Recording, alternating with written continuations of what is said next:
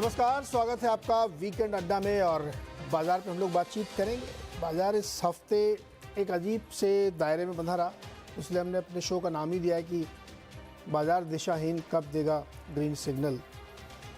दिशाहीन मैं इसलिए कह रहा हूँ कि पूरे हफ्ते में अगर आप देखें तो निफ्टी को देखें, सेंसेक्स को देखें, या मिड कैप को देखें, स्मॉल कैप को देखें, एक दिन ऊपर फिर नीचे, या इवन इंट्राडे में इतना ज़्यादा कुछ होता था कि अगर वीकली रिटर्न आप देखेंगे तो 0.3%। तो इससे लगता है कि बाज़ार को एक डायरेक्शन नहीं मिल रहा है, उसकी एक ज़रूरत है उसको।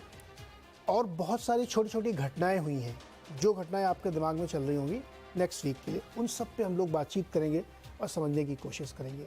तो आज का ऑन द शो, यानी आज इस शो में हम किन किन विषयों पर चर्चा करेंगे। 3 टॉपिक हमेशा की तरह हैं। पहला टॉपिक तो यही है कि मार्केट जो डायरेक्शन लेस है, इसको किस ट्रिगर के इंतज़ार है, क्या चाहिए इसको, कहाँ से वो ट्रिगर मिलेगा, क्या हो सकता है, इस पे बातचीत होगी। दूसरा पॉइंट है इन्फ्लेशन का। आरबीआई ने अपने प्रोजेक्शन में चेंजेस किए हैं और थोड़ा सा ऊपर की तरफ उन्होंने रिवाइज़ किया है। तो इसको कैसे समझा जाए, इसका क्या मतलब है। यूएस की महंगाई कम हो रही है लेकिन वहाँ का बाज़ार खुश नहीं है। हमारे यहाँ महंगाई का प्रोजेक्शन ऊपर कर दिया गया है। चीन में महंगाई इतनी गिर गई कि डिमांड नहीं आ रही। क्या चल क्या रहा है, ये थोड़ा सा महंगाई के पर्सपेक्टिव को समझने की कोशिश करेंगे और कैसे हमारे मार्केट को ये इम्पैक्ट कर सकता है। तीसरा पॉइंट होगा कि इन सब के बावजूद इन्वेस्टर का कॉन्फिडेंस नहीं हिल रहा है। एसआईपी 15,000 करोड़ के पार चल रही है। तमाम जो फंड हैं सरकार वाले, ईपीएफओ का जो निवेश है मार्केट में वो 2 लाख करोड़ को पार कर गया है। तो इन्वेस्टर जो हमारा वो बिल्कुल कॉन्फिडेंट है। 55% से ज़्यादा एचएनआई और रिटेल का हिस्सा म्यूचुअल फंड में। इस तरीके की स्ट्रेंथ है। तो इसको कैसे डिफाइन करें, तो इन्हीं 3 विषयों पर आज हम लोग विस्तार से चर्चा करेंगे। और 3 हमारे साथ बहुत ही जाने माने दिग्गज एक्सपर्ट हैं मार्केट के। संजय सिन्हा जी हैं सिट्रस एडवाइज़र के हेड, मनीष डांगी सर हैं मैक्रो मोज़ैक के हेड, और गुरमीत चड्ढा जी हैं कंप्लीट सर्कल के हेड। तो 3 दिग्गज और 3 टॉपिक, एक टॉपिक लेंगे, मिक्स नहीं करेंगे। डायरेक्शन लेस मार्केट है। संजय जी, मैं सही कह रहा हूँ? शायद अगर हमारी एक्सपेक्टेशन ये थी कि बाजार हर वीक कुछ ना कुछ पॉजिटिव रिटर्न दे, सर मन तो तो हम यही करता है, मन तो यही करता है। हाँ ये बात जरूर है कि मतलब एक नशा सा जब चढ़ता है तो फिर अगला पैग ना मिले तो लगता है कि अब बार बंद हो गया। हाँ, लेकिन ये उम्मीद करना है कि हर वीक बाजार एक ऊपर की तरफ चलता रहेगा, ये शायद हमें अपने एक्सपेक्टेशन को टेपर करने की जरूरत है। और जिस बैकग्राउंड में हम पिछले 2 वीक से बाजार का ऊपर नीचे वाला ऊपर नीचे की जो हरकत हम देख रहे हैं, उसको अगर आप देखें तो बैक टू बैक दोनों वीक में, last week US fed reserve का आउटकम आया और इस वीक में रिजर्व बैंक ऑफ इंडिया का आया। और तो और अगर आप भारतीय बाजार के कंटेक्स्ट में देखेंगे तो हमारी पहली तिमाही के रिजल्ट अब करीब करीब खत्म होने को आ रहे हैं और बहुत सारी कंपनीज का लेखा जोखा अब हमारे सामने है। 3 जो मुख्य मुद्दे थे कि क्या सेल्स ग्रोथ सही डायरेक्शन में है, क्या कंपनीज के मार्जिन पर प्रेशर है, और तीसरा कि उनका फ्यूचर आउटलुक कैसा है। अब काफी हद तक ये सब तथ्य जो हैं अब इन्वेस्टर के सामने है, ताकि वो अच्छी तरह से आगे के दिनों की एक अजम्पशन या एक आउटलुक बना सकता है। तो इसलिए मैं समझता हूं कि इस बैकग्राउंड में अगर पिछले 2 वीक में बाजार ना ऊपर गया है ना नीचे गया है, एक रेंज में घूमता रहा है, तो मेरे ख्याल से एक बहुत पॉजिटिव चीज है भारतीय बाजार के कॉन्टेक्स्ट में, क्योंकि हम ना तो नीचे का लेवल तोड़ रहे हैं और ना ही हम इतने ज्यादा उत्साहित हो जा रहे हैं कि हम 20,000 के लेवल को क्रॉस करके किसी स्ट्रेटोस्फीयर की तरफ बढ़ रहे हैं। संजय सर, अगर मार्केट नीचे की तरफ चला जाता ना तो मैं अपने शो का नाम ये रखता कि अब वैल्यू बाइंग का टाइम आ गया है, या मार्केट से दूर रहें। बट अभी क्या करें, जब गए नहीं किधर, बीच में खड़ा है तो हमने कहा अब डायरेक्शन लेते, चौराहे पे खड़ा हुआ, इसको समझ नहीं आ रहा किधर किधर इसको जाना चाहिए। एक चीज़ और हुई है संजय जी, उस पर भी आपका जवाब चाहिए। पूरा रिजल्ट सीजन अगर हम लोग देखें ना तो अच्छा था, शानदार नहीं था उसमें, क्योंकि मैं 2 बयान से मैंने अपनी व्यू बनाया है। सारी कंपनियां ये कह रही कि मैक्रो पिक्चर पे हम लोग कॉशियसली ऑप्टिमिस्टिक है, ये बहुत फेवरेट डायलॉग कंपनियों का। और जब बैंकों के पास आप जाइए, निम्स वगैरह सब हिट हो रहे हैं उनके, उसके बावजूद कह रहे हैं कि नहीं क्रेडिट ग्रोथ रोबस्ट, और वो है भी 20% की ग्रोथ का आंकड़ा आरबीआई ने सामने रखा है। ये क्या मतलब, उनको लग रहा है कि कुछ मैक्रो पिक्चर गड़बड़ है, बैंकों को लग रहा है क्रेडिट ग्रोथ चल रही, तो पैसा ले कौन रहा है फिर ये? तो देखिए, एक तो बहुत दिनों के बाद प्राइवेट सेक्टर में केपेक्स हो रहा है। दूसरी बात जो कि काफी रियल एस्टेट कंपनीज के मैनेजर्स ने भी आके कहा है अपने आउटलुक में कि भले पिछले करीब साल भर से इंटरेस्ट रेट्स ऊपर की तरफ जा रहे हैं, लेकिन हाउसिंग डिमांड में कोई कमी नहीं दिख रही है। तो एक सेगमेंट जो वो है जो बढ़ता ही रहा है। और तीसरा जो कि मैं समझता हूँ कि थोड़ा वरीसम है, जो हाल के दिनों में जिस तरह से रिटेल क्रेडिट बढ़ा है और बहुत तेजी से बढ़ा है, वो शायद इस बात की तरफ इंडिकेट कर रहा है कि लोग अगर कंज्यूम कर रहे हैं तो हो सकता है कि वो लीवरेज कर कंज्यूम कर रहे हैं, मतलब बोरो करके स्पेंड कर रहे हैं, ना सिर्फ अपने इनकम पर डिपेंडेंट होके स्पेंड कर रहे हैं। तो ये मेरे ख्याल से 3 कारण हो सकते हैं जिसके कारण क्रेडिट ग्रोथ काफी मजबूत है। और जैसा आपने कहा, अगर आप ओवरऑल रिजल्ट को देखेंगे ना, तो ओवरऑल रिजल्ट आपको बहुत अच्छे लगेंगे, क्योंकि 2 खास करके सेगमेंट जो रहे रिजल्ट के, एक तो बैंकिंग और एनबीएफसी का जो रिजल्ट रहा है वो काफी अच्छा रहा है। और तो और जो ऑयल मार्केटिंग कंपनीज का अगर आप रिजल्ट देखें, तो पिछले साल इसी तिमाही में उनमें से अधिकांश कंपनियों ने लॉस रजिस्टर किया था, और इसी साल के इस तिमाही में उन्होंने सुपर डुपर बम्पर प्रॉफिट दिखाया है। तो ये जो चेंज हुआ उनके पिछले साल के क्वार्टर में लॉस से लेके इस साल सुपर नॉर्मल प्रॉफिट के नंबर्स के कारण, अगर आप एग्रीगेट नंबर देखेंगे ना, तो वो डेल्टा बिल्कुल बदल जाता है इस नंबर को शामिल करने से। अदरवाइज अगर आप ओवरऑल देखें रिजल्ट, तो रिजल्ट मैं समझता हूं कि एवरेज है, कोई बहुत ही ना तो बुरा ना ही बहुत अच्छा है। मनीष जी, मार्केट किधर चलेगा, उत्तर की तरफ या दक्षिण की तरफ? मनीष जी इसका जवाब दीजिए, उत्तर या दक्षिण, मार्केट किधर जाएगा? नहीं, तो अपना काफी समय से बात गुनगुनाई है मार्केट, इन अ सेंस। देखिए, कई सारी चीजें बेहतर हुई है, और पिछले 2 साल की कहानी यही है कि एक्चुअली रिटर्न्स पिछले 2 साल का डॉलर टर्म्स में 0 है। जो भी हिंदुस्तान में मार्केट में रिटर्न आया है वो डॉलर डिप्रिसिएशन, आईएनआर के डिप्रिसिएशन से आ रहा है। ये उसके बावजूद कि 50-60% अर्निंग्स बेहतर हुई है आगे लास्ट 2 सालों में। तो बेसिकली जब भी आप महंगे मार्केट को खरीदते हैं, that you would have done in July, August, September, Diwali 2021 में, तो उसमें नेट रिटर्न आपको मिलता नहीं है। फिलहाल भी वही सिचुएशन है कि काफी इन्फ्लेशन मैक्रो दुनिया के अंदर बेहतर हुआ है, लेकिन ग्रोथ मैक्रो जो है अब यूरोप में, बड़ी कॉल इट, चाइना में काफी खराब हो गया है। और यूएस भी इंक्रीमेंटली, अब मैंने आपको अपने इन्वेस्टर्स को भी लिखा था, पुट आउट भी किया था पब्लिकली, कि यूएस के अंदर भी एट मार्जिन अब बेरिश लग रहा है। टेक का जो बहुत बड़ा रैली है, वी कैप्चर्ड इट। मेरे ख्याल से यहाँ से इंक्रीमेंटली बहुत अच्छा मोमेंटम नहीं रहेगा। तो जब ये सारे चीजों के चलते ऐसा आपको लगता है कि शायद पेसिमिज्म हो, लेकिन लोकल मैक्रो ठीक ठाक है। हमारी अर्निंग्स 40% से ग्रो नहीं करेगी अगले 2 साल में, तो शायद 30% से तो वेरी लाइकली ग्रो करेंगी ही। रेट्स मोटा मोटी पीक हो चुकी हैं। ऑयल का थोड़ा बहुत टेंशन है, वापस ऊपर आया है, लेकिन करंट अकाउंट डेफिसिट काफी ठीक ठाक है। तो उस चक्कर में ऐसा हो सकता है, मान सकते हैं कि जो पिछले 2 साल का मेरा व्यू, 1.5 साल का व्यू था कि इंडिया अंडर परफॉर्म करेगा in aggregate because of poor macro, मेरे ख्याल से, और एक्सपेंसिव वैल्यूएशन, यहाँ से इंक्रीमेंटली अगला साल शायद यूएस अंडर परफॉर्म करेगा इंडिया से। तो रिलेटिव फंड मैनेजर अगर मैं हूं, तो मैं बोलूंगा कि नहीं, इंडिया बेहतर लग रहा है। लेकिन बिकॉज 19-20 टाइम के ऊपर अभी भी मैं मार्केट को महंगा ही समझता हूँ वनिस्पत जहां बॉन्ड यील्ड्स हैं। तो बिटवीन बॉन्ड्स और इक्विटी के अंदर अभी भी मुझे लगता है कि नहीं, इक्विटी महंगे हैं। तो इसलिए नेट रिटर्न उतना ही आने वाला है नीरज जी, अगला 1 साल में भी, जो पिछले 2 साल में आया है, 7-8-9% का रिटर्न आएगा। तो ये जो डायरेक्शनलेस मार्केट एक चौराहे पे खड़ा हो गया है, ये गिर के अपने आप को ठीक करेगा या समय बिता के अपने आप को ठीक करेगा? मतलब टाइम करेक्शन लेगा या प्राइस करेक्शन लेगा, क्या लेगा ये?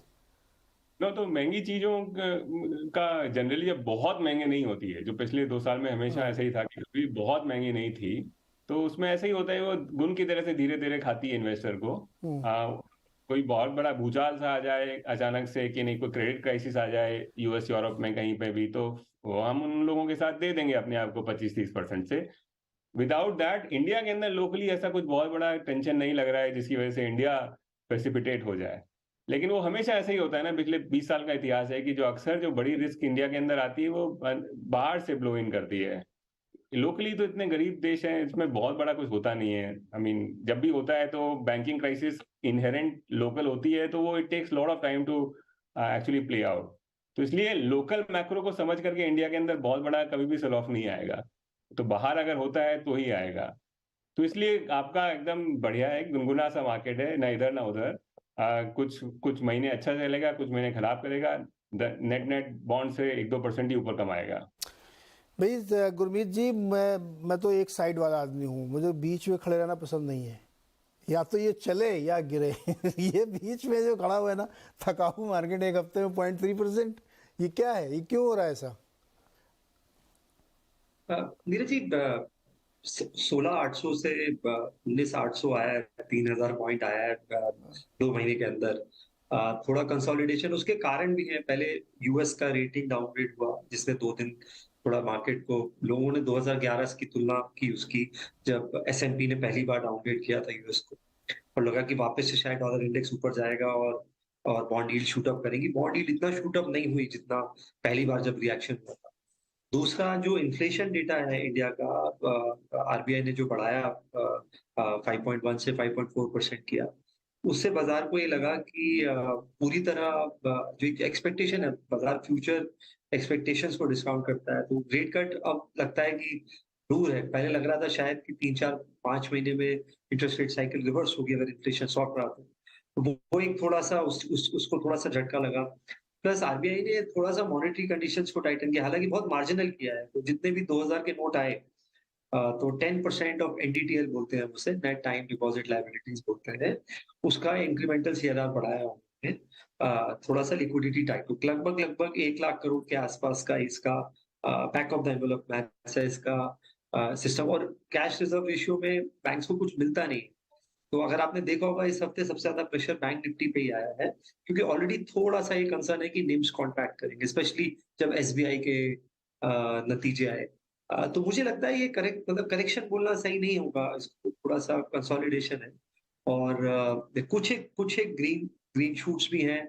आप अगर कमेंट्री सुने, जैसे डाबर के सीईओ हैं मोहित जी, उन्होंने बोला कि रूरल डिमांड की रिकवरी हुई है, पूरी इंडस्ट्री में 4% की रिकवरी है, बहुत टाइम बाद देखने को मिला। डाबर की एक्चुअली रिकवरी 7-8% थी।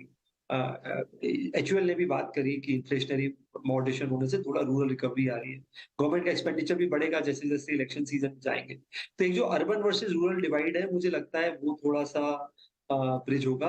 बेसिक मैक्रो, जैसा मनीष सर ने भी बोला कि बेसिक इंडिया का मैक्रो में ऐसा कोई कंसर्न नहीं है कि बहुत कोई बड़ा करेक्शन आया या इवेंट हुई। और कुछ कंसोलिडेशन हेल्दी है, आपकी वाली बात से मैं सहमत हूँ। टाइम करेक्शन प्राइस करेक्शन से थोड़ा बेटर होता है। और मुझे लगता है कि थोड़ा सा कंसोलिडेशन मार्केट में होगा। नतीजे उतने अच्छे नहीं है। हर ब्रोकरेज 18-19% का ईपीएस एस्टिमेट ले रही है। मेरे हिसाब से 15-16% का ही मोटा मोटा ईपीएस ग्रोथ आएगा इस साल। 15-16% का ईपीएस ग्रोथ आएगा। अच्छा, मैं आप लोगों के सामने 5 पॉइंट रखता हूँ जो मार्केट के समय दिमाग में है। आप मुझे वो जो भी आपको उसमें अच्छा लगे एक्सप्लेन करिए। एक तो ये तिमाही नतीजे हमने कहा कि अच्छे थे, बहुत शानदार नहीं थे, कि मतलब कोई तोड़फोड़ नंबर आए, किसी में कुछ गड़बड़, किसी में कुछ गड़बड़। जैसा अभी गुरमीत आप कह रहे थे, डाबर के सीईओ ने, मोहित जी ने बताया, वैसे आज मैं पीडीलाइट से बात कर रहा था तो मुझे भरत जी ने बताया कि टियर 1, 2, 3 सिटीज़ में काफ़ी अच्छी, मतलब मेट्रो से ज़्यादा ग्रोथ उनको वहाँ पे मिली है, तो शायद वहाँ पे रिकवरी हो रही हो। दूसरा, अमेरिका में जो ब्याज दरें वगैरह बढ़ने की फिर आशंका बढ़ गई है, हालांकि स्ट्रीट डिवाइडेड 50-50 हो गया है। ब्याज दर गिरने के बावजूद लोग कह रहे हैं कि नहीं और बढ़ेगी महंगाई की वजह से। तीसरा पॉइंट, जो बाजार के इन्वेस्टर ट्रेडर्स ने, उनकी चॉइसेस बहुत जल्दी चेंज हो रही हैं। मतलब सेक्टर रोटेशन के लिए हम लोग ने एक शो भी किया था कि इंडेक्स छोड़ो सेक्टर पकड़ो और वही फायदा होगा आपको। वहाँ पे भी आप देखिए एक हफ्ते में लोगों की चॉइसेस बदल रही हैं, तो इसलिए मार्केट कंफ्यूज हो सकता है। ट्रेडिंग में दिलचस्पी ज़्यादा है ना, कैश में काम कम हो रहा है, ट्रेडिंग में ज़्यादा मज़ा आ रहा है। 3:30 बजे से पहले निकल लो, कल पता नहीं क्या होगा, रोज़ दिन भर, तो उससे भी मार्केट को एक डायरेक्शन मिलने में। और पांचवा जो बहुत इंपॉर्टेंट है, ये इलेक्शन ईयर है, अब से सिर्फ 40-50 दिन बाद ये सिलसिला शुरू हो जाएगा और अगले साल मई तक चलेगा। क्या ये भी एक मार्केट के दिमाग में कंसर्न है? संजय जी आपसे शुरू करता है, एक एक बताइए इसमें से आपको कौन सा सबसे इंपॉर्टेंट लगता है मार्केट के डायरेक्शन में बाधा बनने या उसको फेल करने के लिए? तो देखिए, जो ग्रोथ को लेके असमंजस है, मेरे ख्याल से आज सबसे बड़ी चैलेंज वही है, क्योंकि मानसून का एक बहुत बड़ा असर पड़ता है रूरल कंजम्पशन पे। और जैसा कि हम अभी तक जानते हैं कि भले एग्रीगेट नंबर अगर आप देखें तो मानसून नॉर्मल है, लेकिन अगर उसकी आप स्पेशल डिस्ट्रीब्यूशन देखें तो कहीं पर बहुत ही ज्यादा है और कहीं पर बहुत ही ज्यादा डेफिशिएंट है।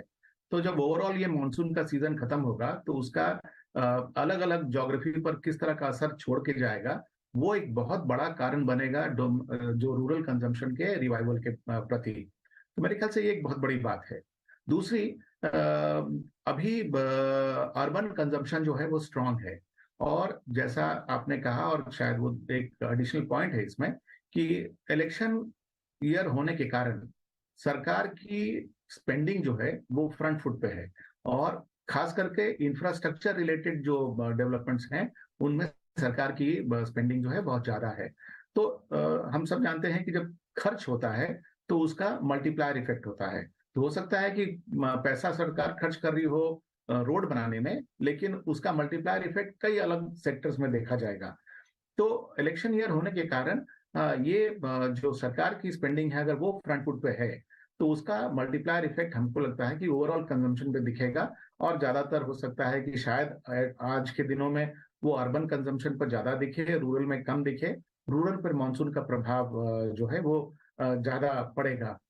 लेकिन कुछ देर पहले आप ही के स्क्रीन पर जो दिखाया जा रहा था विजुअल, जिसमें रिजर्व बैंक ऑफ इंडिया ने जो इन्फ्लेशन का प्रोजेक्शन दिया है, वो अगर आप देखें तो वो थोड़ा डिस्टर्बिंग है, इन द सेंस कि पहली, दूसरी और तीसरी तिमाही में जो इन्फ्लेशन की दर है वो ऊपर की तरफ बढ़ती हुई जा रही है, और फिर चौथी तिमाही और अगले साल की पहली तिमाही में वो कम होता नजर आ रहा है।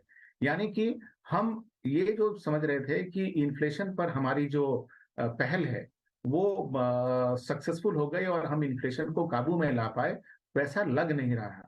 और अगर आप बाजार में जाएं तो साफ दिखता है जिस तरह से कि सब्जियों के दाम ऊपर की तरफ हैं और फ्रूट्स के दाम भी बढ़े हुए हैं।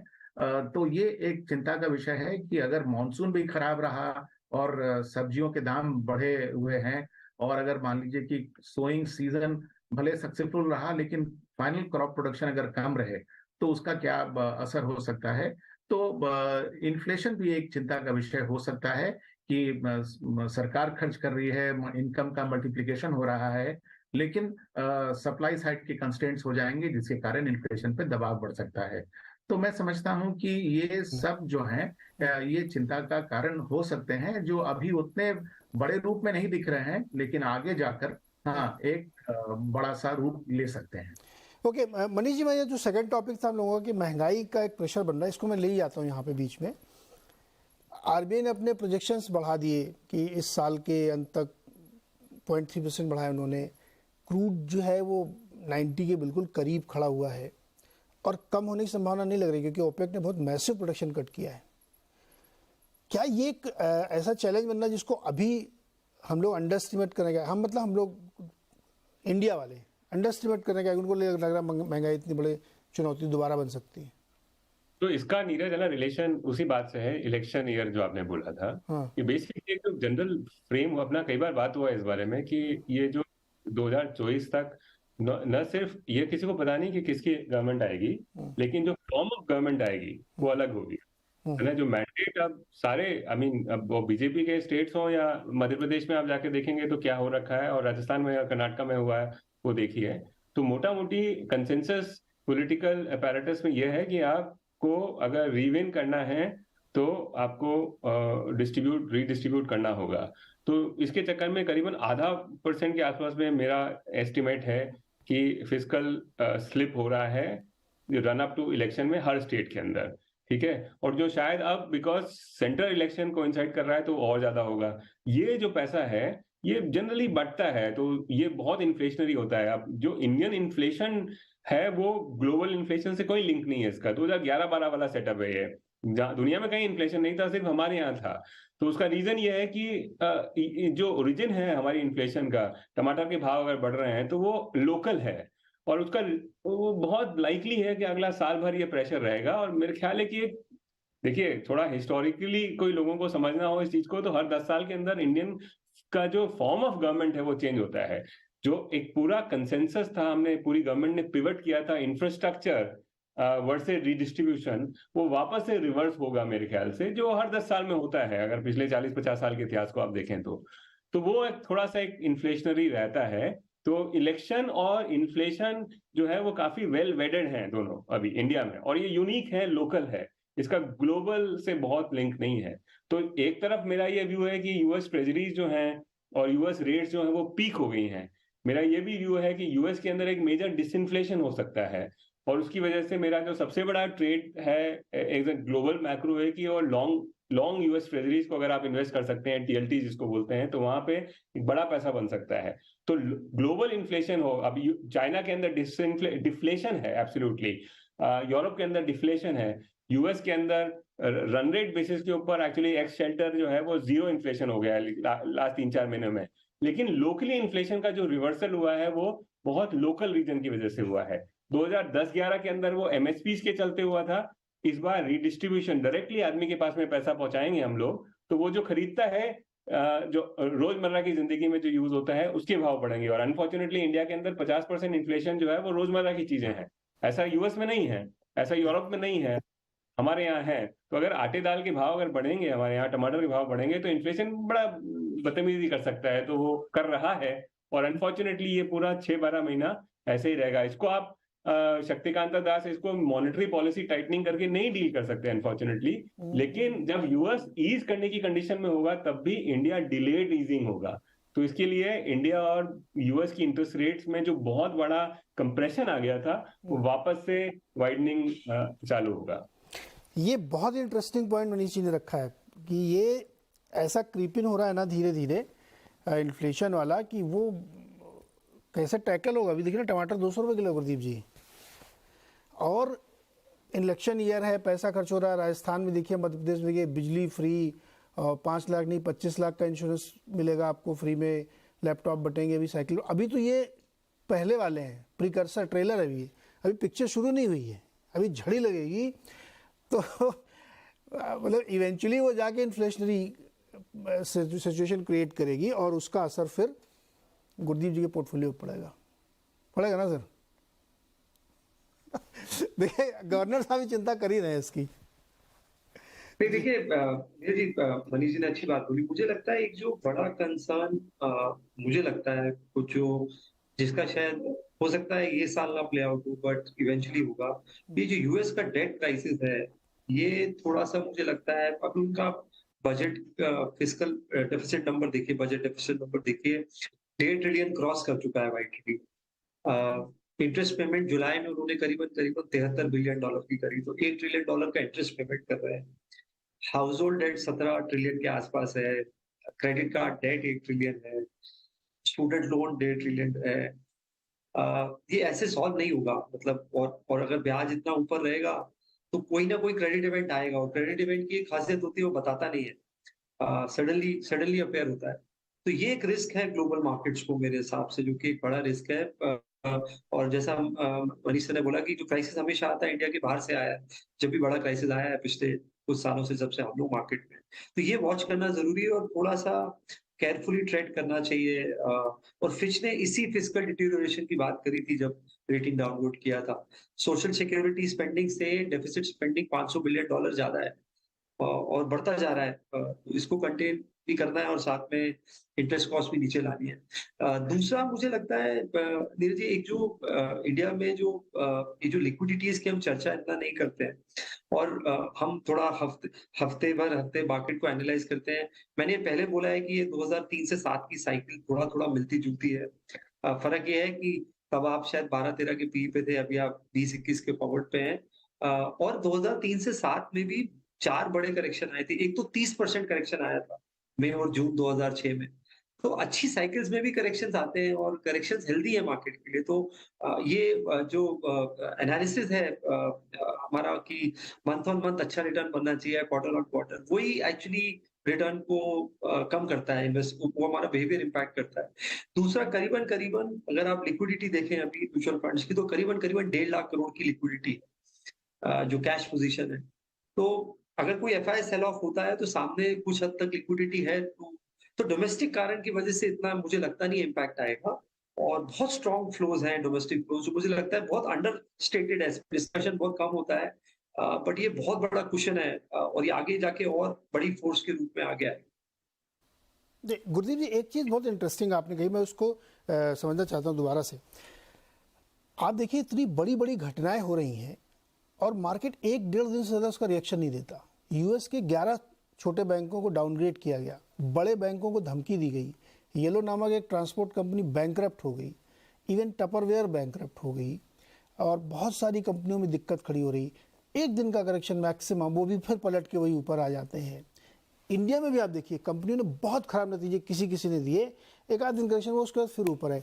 ये किस चीज़ का रेजिलियंस है? ये क्या मतलब, ये जो आप जो 2003 से 6 वाली एरोगेंस बता रहे हैं, वो है क्या? ये कोई फर्क ही नहीं पड़ रहा, बहुत ज़्यादा मतलब थिक स्किन हो गए हैं, गिराओ दिखाओ कितना गिरा सकते हो। नहीं सर, ऐसा नहीं है कि फर्क नहीं पड़ता है। सर्टन, देखिए जिस महीने अगर $4-5 बिलियन का सेलिंग होगा तो फर्क पड़ेगा। जब तक, तो अभी आपने ईपीएफओ के नंबर आए नीरज जी, आपने देखा होगा 2 लाख पिछले क्वार्टर 13,500 करोड़ के आसपास ईपीएफओ ने ईटीएफ्स में लगाया, और अभी भी वो 15% की लिमिट पे नहीं है, अभी भी 10% के आसपास की लिमिट है। मतलब 4,500 करोड़ ईपीएफओ का मंथली इनफ्लो गया इक्विटी में। 15,000 करोड़ से ऊपर एसआईपी कब है, और अगर आप इंश्योरेंस और बाकी ऐड करेंगे डायरेक्ट तो और 2,000-3,000 करोड़ है। तो मोटा मोटा $2.5 बिलियन के आसपास का strong month on month domestic flows है। थोड़ा बहुत मॉडरेट होगा ये करेक्शंस में, इसमें 10-20% का मॉडरेशन है, बट तो ये लिक्विडिटी पोजीशन स्ट्रांग है और ये बढ़ेगी। जी, मैंने पहले भी बोला था कि जब मैं इंडस्ट्री में था आज से 10-12 साल पहले, रिलायंस म्यूचुअल फंड में होता था, 1500 करोड़ की सिर्फ बुक होती थी, आज 15,000 करोड़ की है। तो ये नंबर भी बढ़ेगा, और जैसे जैसे इकोनॉमी नए माइलस्टोन करेगी, तो एक जो डिपेंडेंसी है हमारी आउटफ्लो की, जो हम पहले एकदम से सडन आउटफ्लो से जो लार्ज करेक्शन आते थे, मैं ये नहीं कहूंगा कि बिल्कुल हम डीलिंक हो गए हैं, डिपेंडेंसी जरूर कम। संजय जी, ये हम लोगों ने देखा कि एक सेक्टर चर्निंग वाला इशू में आप लोगों से समझना चाहता, आपसे भी वनी जैसे भी, ये बहुत जल्दी हो रहा है। और जैसे अभी फार्मा में देखिए क्या ज़बरदस्त रैली कुछ ही समय में बन जा रही है। क्या निवेशकों के दिमाग में, ट्रेडर के दिमाग में एक सेट ऑफ माइंड चेंज है क्या ये, या वाकई सेक्टर में अब इतनी तेजी से बदलाव हो रहे हैं कि आपको पकड़ना ही पड़ेगा? क्या है क्या ये? कुछ सोशल मीडिया का भी रोल है नीरज जी। जिस इंफॉर्मेशन इतनी जल्दी, पहले जो इंफॉर्मेशन एज था, आज से 10 साल पहले इंफॉर्मेशन बहुत सिलेक्ट लोगों के पास होती थी, तो उसका आपको अल्फा भी मिलता था, एडवांटेज भी मिलता था। अब क्योंकि डेटा डेमोक्रेटाइजेशन है, तो इंफॉर्मेशन बहुत जल्दी प्रोसेस होती है। हम आप देखिए, इंस्टा रील्स देखते हैं 30 सेकंड की, हमारा अपना अटेंशन स्पैन भी कम हुआ है। तो मुझे लगता है ये बिकॉज क्योंकि इंफॉर्मेशन बहुत जल्दी अवेलेबल होती है और बहुत बड़े यूजर बेस पे बिल्ड होती है, बहुत जल्दी प्राइस पे रिफ्लेक्ट करती है, इसलिए बहुत जल्दी मूवमेंट है। तो और ये आपको अपनी स्ट्राइड पे लेना पड़ेगा, और जो इन्वेस्टर इसको प्रोसेस कर सकता है कि ये टेस्ट मैच है, मुझे हर बॉल पे रन नहीं बनाना है, और मैं मेरा जब अगर लंबा खेलूंगा तो मुझे मेरे स्कोरिंग अपॉर्चुनिटीज मिलेंगी, उसको एक डेफिनेट एज है। आप देखिए, फार्मा बीटन डाउन था 2 महीने पहले, कोई नहीं पूछ रहा था फार्मा, और 2021 में फार्मा स्पेशलिटी केमिकल सबसे फेवर्ड सेक्टर। तो एक साल में पोजीशन, और अब फार्मा में आप देखिए पिछले 15 दिन में कैसे रिकवरी आई है। ब्रांडेड उसमें हॉस्पिटल्स में हमने देखा ही है बहुत स्ट्रॉन्ग। कुछ बदला भी है कि ऐसे ही आ गए थे जी? कुछ क्या चेंज क्या हुआ फंडामेंटली, कुछ बदला क्या? नहीं, दो चीजें हुई नीरज जी। एक तो जो नतीजे थोड़े से बेहतर आने शुरू हुए, यूएस की जो प्राइसिंग प्रेशर था कम हुआ जेनरिक्स में, ब्रांडेड फार्मा के नतीजे बहुत अच्छे आए, मैनकाइंड का नतीजा अच्छा आया, सिप्ला ने बहुत अच्छे नतीजे दिए। और अगर आप हॉस्पिटल्स में देखेंगे तो अब थोड़ा सा एक कैपिटल डिसिप्लिन आ गया है। जैसे पहले अपोलो ने पूरे इंडिया में हॉस्पिटल्स खोल दिए, तो एसेट क्रिएशन से फायदा नहीं हो रहा। अगर आप देखेंगे, अब मैक्स को देखेंगे फॉर एग्जाम्पल, वो सिर्फ दिल्ली बॉम्बे में फोकस कर रहा है। मेदांता ने नॉर्थ पकड़ा हुआ है, दिल्ली, लखनऊ, और तो हर नारायण हृदयालय मेट्रो में इतना सक्सेसफुल नहीं हो रहा है, नीचे थोड़ा अच्छा काम कर रहा है। तो थोड़ा सा मुझे लगता है कैपिटल डिसिप्लिन और कैपिटल एलोकेशन डिसिप्लिन आया है, नतीजे अच्छे हुए हैं, बेस का इम्पैक्ट वो था। सीडीएमओ भी एकदम बीटन डाउन था, हमने देखा कुछ कंपनीज के अप्रूवल आए मॉलिक्यूल्स के और अच्छा गाइडेंस दिया, आगे लंपी बिजनेस है, तो नतीजे और गाइडेंस की वजह से हुआ और वैल्यूएशन बहुत ही रीजनेबल रह गए थे। 4% वेटेज रह गया था निफ्टी फार्मा का इंडेक्स में, जो कि बहुत ही अंडर रिप्रेजेंटेड था, तो कुछ हद तक वैल्यूएशन। जी अच्छा, मनीष जी मुझे एक चीज़ बताइए कि क्या ये जो सेक्टर या स्टॉक के मेट्रिक्स हैं वो कुछ बदल गए हैं क्या इस समय? देखने का नज़रिया बदला है ट्रेडर और इन्वेस्टर का, जिसकी वजह से बहुत तेज़ी से चीज़ें बदल रही हैं, और इसकी वजह से आप लोगों की लाइफ में क्या ये असर पड़ रहा है कि जो कन्वेंशनल तरीका था मेट्रिक्स वो लगाने में अब दिक्कत हो रही है? धीरज, अलग अलग सेटअप होते हैं। सेक्युलर सेटअप होता है जिसके अंदर फ्लोज और जनरल सेक्युलर ग्रोथ आउटलुक जो है वो कोइंसाइड करते हैं। तो उसमें क्या होता है कि जो ट्रेंड्स होते हैं वो लॉन्ग टर्म में प्ले आउट होते हैं, है ना। तो इसलिए पोर्टफोलियो के अंदर जो चर्न होता है वो कम हो जाता है ना। तो बेसिकली बिकॉज दोनों कोइंसाइड कर रहे हैं, पैसा भी बहुत आ रहा है इंक्रीमेंटली, लेकिन जो एग्जिस्टिंग थीम्स हैं क्योंकि वो सेक्युलर हैं तो उसी में हर फंड मैनेजर वापस या मार्केट उसी में पार्टिसिपेट करने की कोशिश करता है। कई बार ऑफ कोर्स उल्टा हो जाता है कि न फ्लोज हैं और न कोई सेक्युलर थीम है, तो फिर अफरा तफरी रहती है मार्केट में। कुछ ही समय ऐसा होता है, ब्रीफली 2015-17 में हुआ था ऐसा, 18 के अंदर भी ब्रीफली हुआ था कि 15-16 में, सॉरी, और 18 में, कि जब एक्चुअली फ्लोज तो हैं लेकिन कोई सेक्युलर थीम नहीं है। हार्ट टू हार्ट आपको नहीं लग रहा है कि ऐसा कुछ मैसिव कुछ बिंज हो रखा है, तो अब करे क्या आदमी को? जब फ्लोज हैं और थीम अगर कोई सेक्युलर नहीं है, तो इंक्रीमेंटल जो आपके पास में पैसा आ रहा है, 15,000 करोड़ रुपए स्मॉल कैप वाले को बेचारे को दे दिए कि लास्ट महीने में, वो करेगा क्या? तो वो ढूंढेगा नई चीज। एग्जिस्टिंग पोर्टफोलियो में उसको लगता है चीजें महंगी है, उसको नहीं लगता है कि इतनी चीजें इतनी अच्छी हैं जितनी मार्केट उसका खुद का पोर्टफोलियो बता रहा है जिस भाव पे है, तो उसमें कंफर्टेबल नहीं है वो, तो वो ढूंढने की कोशिश करता है कि चलो कोई और चीज लेके आए। तो क्या चीज लेके आए? तो फिर इसलिए वो रोटेट होते हैं थीम्स की, भाई क्या चीज अच्छी नहीं करी है पिछले कुछ महीनों में और सालों में, क्या अंडर परफॉर्म किया है वर्सेस सेंसेक्स। तो फिर क्या है कि सुबह सुबह जो मॉर्निंग मीटिंग्स के अंदर फंड मैनेजर्स अपने सीआईओ के साथ बैठते हैं, तो हम ये डिस्कस करते हैं कि यार एक काम करते हैं, क्या जो वर्स्ट परफॉर्मिंग सेक्टर्स कौन से हैं? तो भाई फार्मा है। अच्छा, इतना कुछ खराब आया क्या परफॉर्मेंस इसके अंदर? बोले नहीं, ये 2 में अच्छा आया परफॉर्मेंस, इतना बुरा नहीं है, चलो इसको चलाते हैं अभी। तो इंक्रीमेंटली जो ग्रोथ है उसको ऐड किया जाता है। अब मैं आपको ये नेचुरल किस तरह से एक फंड मैनेजमेंट सेटअप, छोटा बड़ा मीडियम साइज, कैसे बिहेव, वो बता रहा हूँ। उसका रीजन वो नहीं है कि वो गलत है, उसका रीजन है कि एग्जिस्टिंग पोर्टफोलियो में अनकंफर्टेबल है कि वो महंगा लग रहा है उसको, तो करे क्या? तो इसलिए वो रोटेशन वाले ट्रेड्स जो है वो इंक्रीमेंटल फ्लो को अब्सॉर्ब करने के लिए उस रोटेशन ट्रेड को प्ले आउट करना पड़ता है। सर ये बहुत ही अच्छी बात आपने बताई है। मैं इसको दर्शकों से कहूँगा दोबारा से जब ये रोल आउट होगा तो सुने इसको, कि ज़रूरी नहीं है, कई बार ऐसा होता है कि आपके पास चॉइस नहीं, पैसे है, अगर कुछ तो करना है ना, तो चलो ढूंढते कौन सबसे अंडर वैल्यूड है। अच्छा ये वाला स्टॉक कुछ दिक्कत नहीं लेकिन फिर भी नहीं चल रहा, चलो इसमें पैसे लगाते हैं, क्योंकि तो ये कंपल्सिव बाइंग है आपकी विदाउट एनी साउंड रीजन, लेकिन आपको करना है तो इसलिए आप कर रहे हैं। संजय जी आप करते हैं क्या ऐसा? देखिए ये कंपल्शन जरूर कभी कभी पैदा होता है, इसको डिनाई नहीं किया जा सकता, लेकिन आप एक और स्टेटिस्टिक पर भी नजर डालिए नीरज जी। हाँ 12.5 करोड़ डीमैट अकाउंट्स हो गए। हाँ, और अगर आप इसमें इसकी एज प्रोफाइल को एनालाइज करेंगे तो आप पाएंगे कि इस 12.5 करोड़ जो नए डीमैट अकाउंट्स का हिस्सा, इस 12.5 करोड़ में करीब करीब 7 करोड़ तो नए डीमैट अकाउंट्स हैं जो पिछले 4 साल में आए हैं। ये अधिकांश डीमैट अकाउंट्स मेरे ख्याल से यंग लोगों के हैं, जिनका रिस्क एपेटाइट पहले वाले इन्वेस्टर से कहीं ज्यादा है, और उनका decision making and turn around time भी पहले के इन्वेस्टर से बहुत क्विक है। तो ये भी एक कारण है कि लोग, आप देखिए बाजार में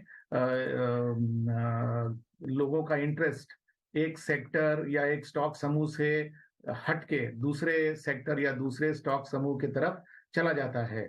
लेकिन जैसा गुरमीत और मनीष भी कह रहे थे, इसी में आज अगर आप देखें तो एक बहुत बड़ा रिस्क जो है वो धीरे धीरे डेवलप हो रहा है, क्योंकि हिस्टोरिकली भी अगर आप देखें तो 2001 में जो मार्केट का ब्लो आउट हुआ था, या फिर 2008 में जो मार्केट का ब्लो आउट हुआ था, इन दोनों केसेस में आप देखेंगे कि एक चीज कॉमन था कि बाजार का पूरा अटेंशन सिर्फ एक समूह की तरफ चला गया था। 2001 में वो पूरा का पूरा इंटरेस्ट आईटी स्टॉक्स में चला गया था।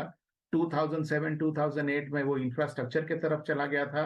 और आज के माहौल में ये पूरा इंटरेस्ट जो है वो स्मॉल कैप स्टॉक्स पर कॉन्सेंट्रेटेड हो गया है।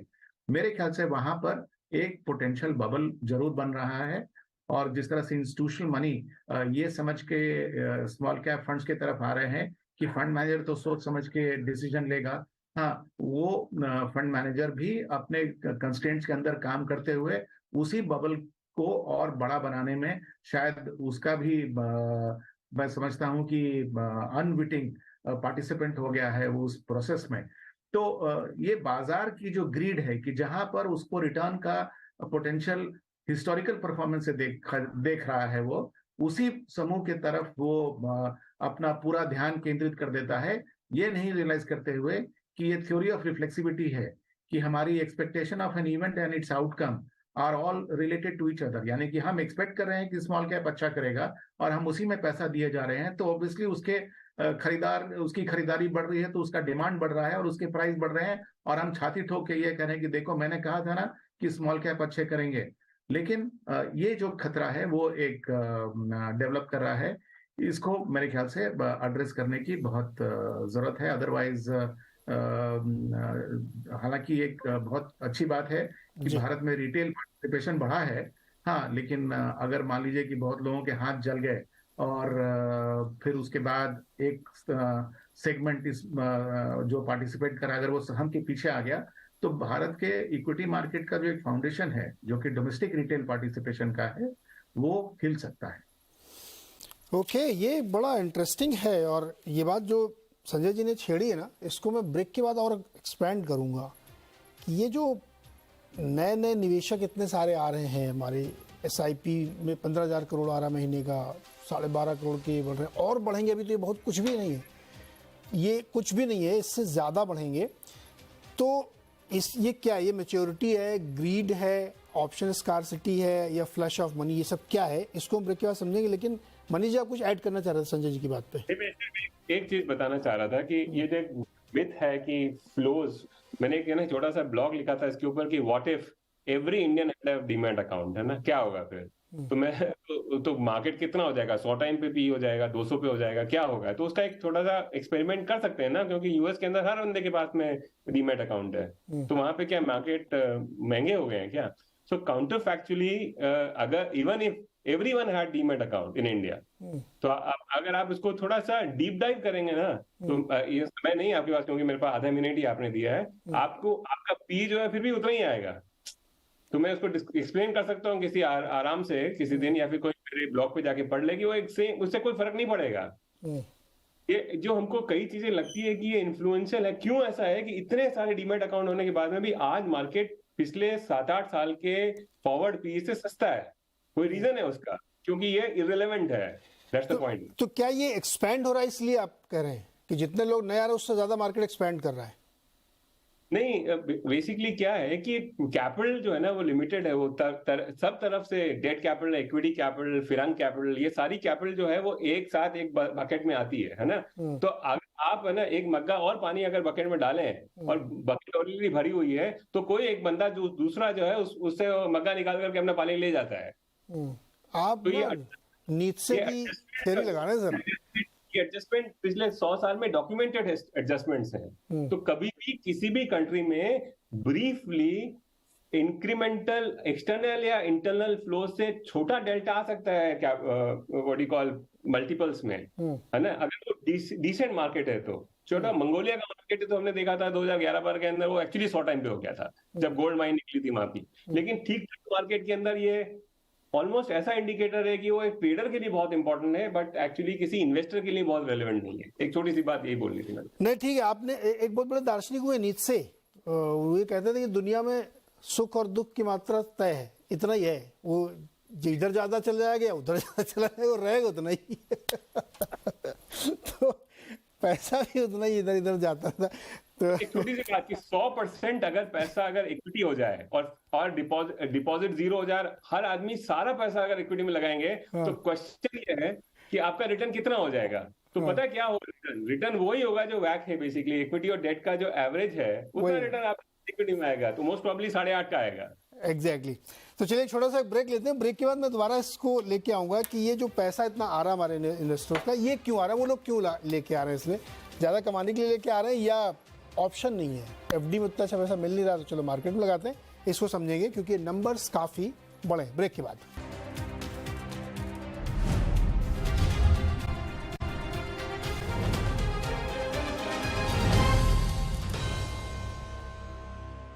स्वागत है एक बार फिर से आपका वीकेंड मार्केट अड्डा में। और इस पर हम लोगों ने अभी बहुत ही दिलचस्प एक ज्ञान चर्चा की कि बहुत सारे डिमैट हुए तो क्या होगा, वैल्यूएशंस क्या होंगे, और इससे पहले हमने बहुत सारे सेक्टर चर्निंग क्यों हो रही, फंड मैनेजर कैसे काम करता है, कैसे सोचता है, सुबह मॉर्निंग मीटिंग में कैसे काम करता है, ये सब डिस्कस किया। आप ज़रूर देखिएगा इसको।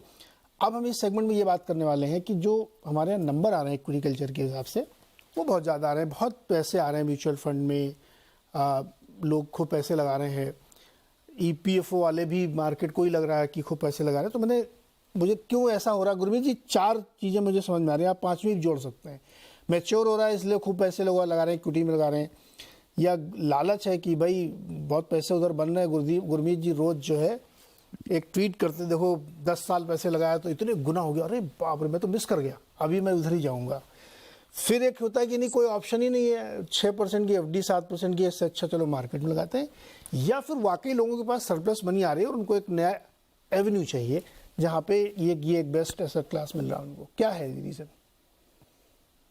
नीरज जी 3 कारण है, बड़े कारण है। एक, एलोकेशन शिफ्ट हो रहा है रियल एस्टेट, गोल्ड, फिजिकल से फाइनेंशियल एसेट में, कुछ हद तक यंग जनरेशन कर रही है। जब हम पहली जॉब लगी थी तो पहली चीज हम सोचते थे कि घर ले, ईएमआई ले। आज की जनरेशन ऐसा नहीं सोचती है, क्योंकि वो थोड़ा एसेट लाइट रहती है। ये एक बिहेवियर स्टडी है, आप और कभी इस पे पूरा एक शो कर सकते हैं, बट थोड़ा सा एसेट ओनरशिप पैटर्न बदल रहा है यंग जनरेशन का। लिक्विड एसेट चाहिए, डिजिटल एसेट चाहिए उनको, और वो एसेट ओनरशिप से ज्यादा एसेट एक्सपीरियंस में बिलीव करते हैं। तो स्पेंडिंग पैटर्न चेंज हो रहा है, उनको जिंदगी ज्यादा जीनी है। दूसरा, एक इकोनॉमी का फॉर्मलाइजेशन होता है। करीबन 12-13 परिवारों के पास, करोड़ लोगों के पास ही बैंक अकाउंट है। आज 85% एडल्ट्स के पास बैंक अकाउंट है। तो फॉर्मलाइजेशन ऑफ इकोनॉमी हो रहा है। इसलिए मैं इससे सहमत नहीं हूँ कि जितने मर्जी डीमैट अकाउंट खुले या आए उससे, क्योंकि इंडिया अलग मार्केट है।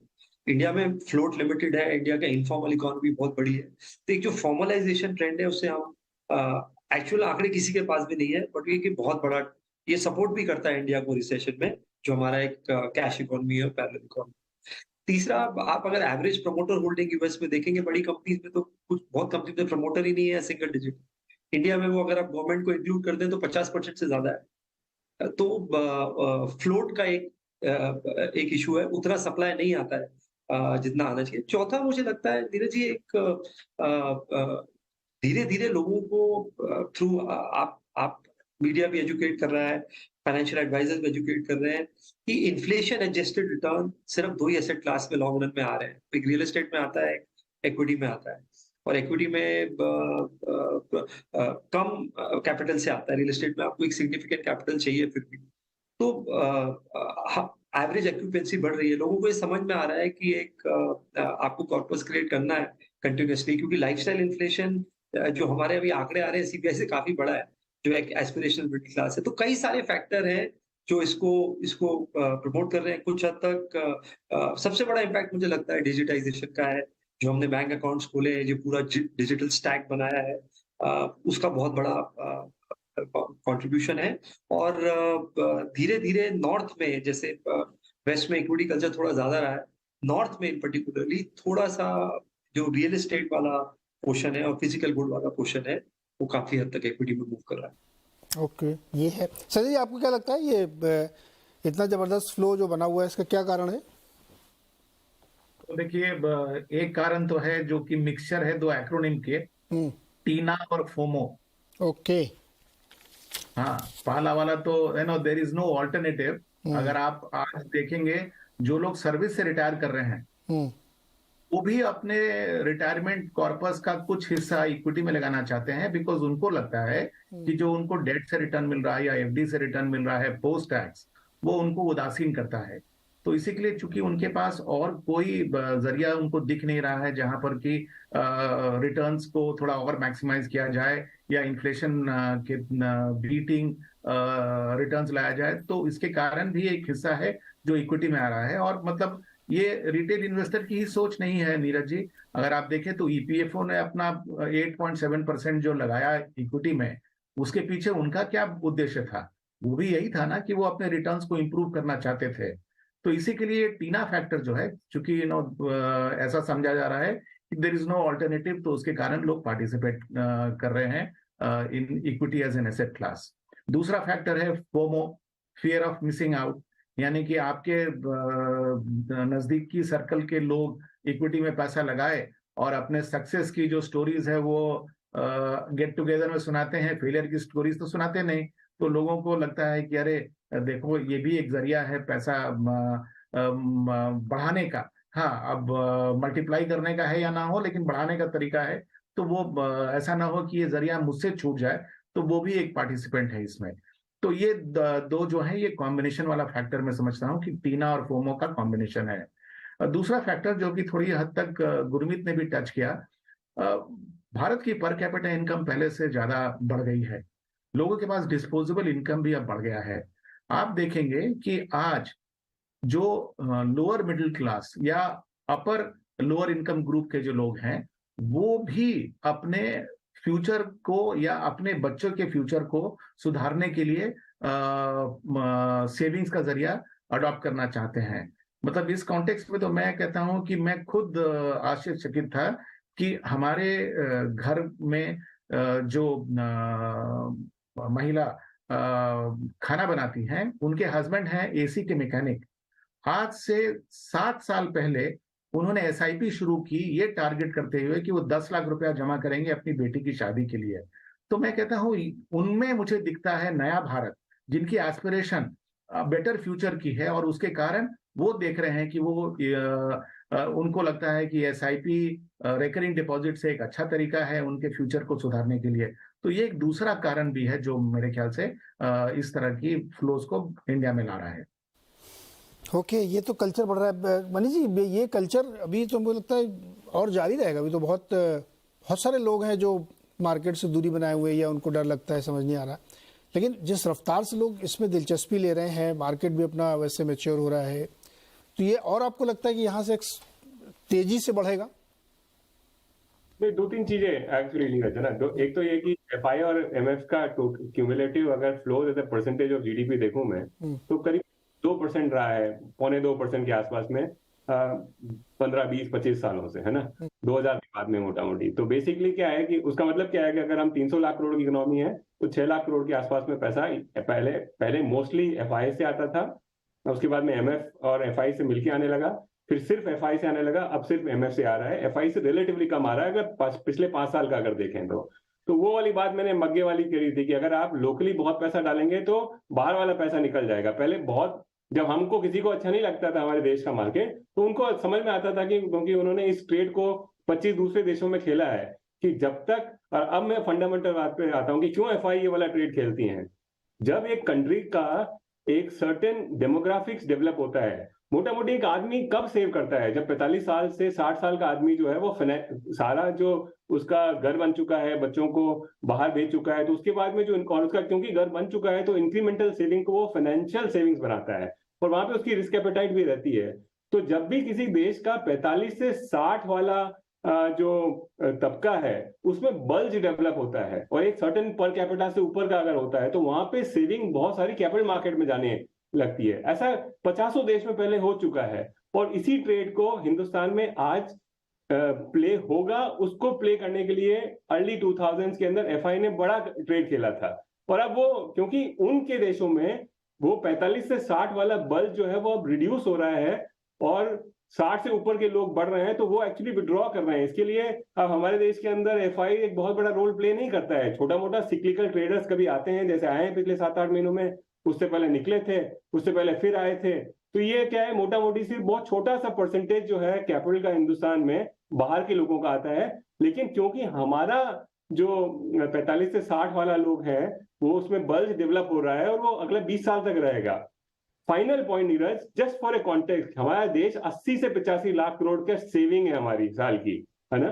275-80 लाख करोड़ की इकोनॉमी में 30% मान के चलिए।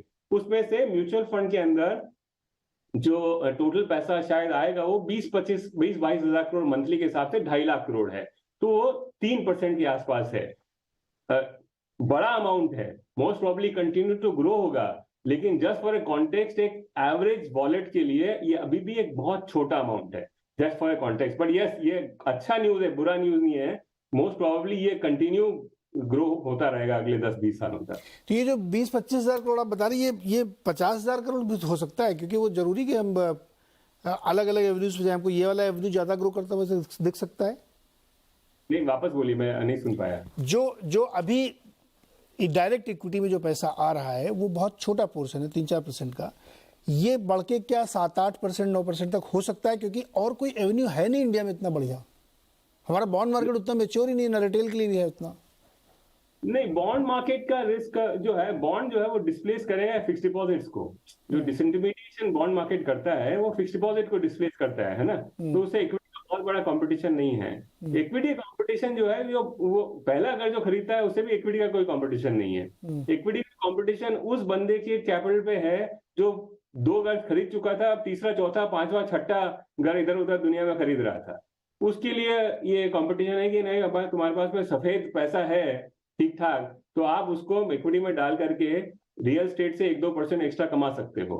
और वो क्योंकि जीएसटी आ गया है, उसकी वजह से अब ये जो छोटे व्यापारी हैं वो भी फंस गए हैं, उनका भी काफी सारा पैसा जो व्हाइट में है, तो अब वो छोटा मोटा पैसा उधर भी आएगा, लेकिन वो बहुत बड़ा कंट्रीब्यूटर नहीं है। अगर इसको डेमोग्राफिकली आप स्टडी कर रहे हैं, मैं आपके साथ शेयर कर सकता हूँ रिसर्च को जो मैंने खुद ने कंडक्ट करी है, कि जहां जहां देशों में 45 से 60 वाला बैंड ग्रो करने लगता है actually relative to other population cohort, वहां उसमें बढ़ेगा, डेवलप होता है। हाँ, तो ये इंटरेस्टिंग पॉइंट है। और ये जो काला सफेद वाला आप कह रहे हैं, तो अब तो काले की गुंजाइश बहुत कम बची है। अब इतनी कम नहीं है, अब ज्यादा सफेद है, लेकिन वो इंक्रीमेंटली, ये सब चीजें बड़ी क्या है नीरज, इंक्रीमेंटल होती हैं। हम टीवी प्रोग्राम में हम बहुत भयंकर एक्साइटमेंट दिखाने की कोशिश करेंगे इसको, लेकिन इतनी धीमी चलती है कि टीवी वाला सो जाएगा। जैसे आपने शुरू में बोला था ना, मुझे मजा ही नहीं आ रहा है, ना तो तेजी हो रही ना मंदी हो रही है। एक्चुअल इकोनॉमी तो बहुत स्लो है, हमको वो होता नहीं है। ओके, तो ये थी आज की चर्चा, जिसमें 3 विषयों पे हम लोगों ने काफी डिटेल में चर्चा की। और अब वीकेंड, अच्छा एक जानकारी है आपकी होगी क्या, जो मैं क्या नहीं दूंगा, आदिपुरुष आ गई है OTT पे। आप लोगों में से दोबारा कौन देखने वाला है? गुरमीत जी देखेंगे दोबारा? मेरे जी कौन सा मूवी? आदिपुरुष। सॉरी आवाज नहीं है। मगर आदिपुरुष दोबारा से OTT पे देखने का मन है क्या आपका? आदिपुरुष नहीं, मैं गदर 2 जरूर देखूंगा नीरज जी आज। तो वो तो बनता है गदर 2 तो देखना बनता है। थोड़ा जोश जरूरी है, मार्केट में भी जोश लाना है थोड़ा। संजय जी आप क्या कर रहे हैं, गदर 2? हाँ, मेरा भी झुकाव उस तरफ रहेगा। और जेलर नहीं देखेगा कोई? Oh my God 2। Manish ji क्या देखेंगे आप? मोदी जी की स्पीच सुनूंगा।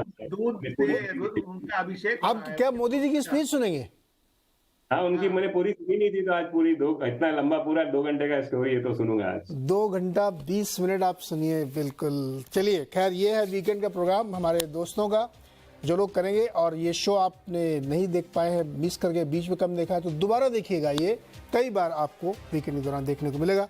बहुत बहुत शुक्रिया सर। अगले हफ्ते हम लोग फिर नए विषयों के साथ जुड़ेंगे, कुछ नई चीज़ें और आपको सिखाएंगे। बहुत बहुत शुक्रिया हमारे साथ जुड़ने के लिए।